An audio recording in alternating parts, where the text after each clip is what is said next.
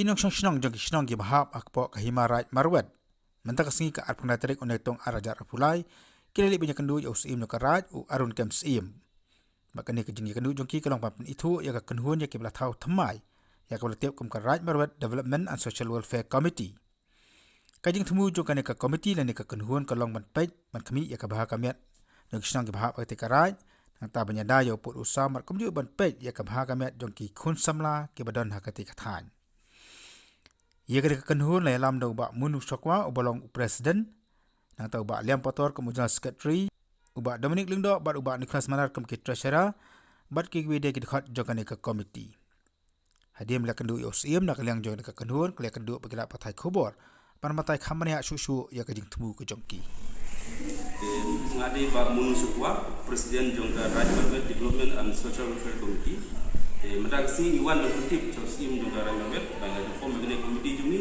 akan nyeturik banyak raja flight de kimat kakam dengan komiti jumi kalau mi namda hakamnya ini pai raja jumi or ngidonnya sekretari Liam Pator asisten sekretari Rajesh Shakwa asisten sekretari Sakrati Sopdang vice president Ridrik Nungrum vice president Raja Lapang Treasurer Dominic Lingdo, Nicholas Manar, Legal Advisor Rumol Sim, Liba Shakwa, Public Secretary Brab Subdang.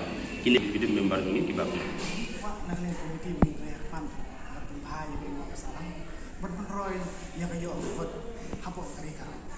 Bendan kata kayu suksan hapok kerja. Tapi tak komiti ini mitra hikmat.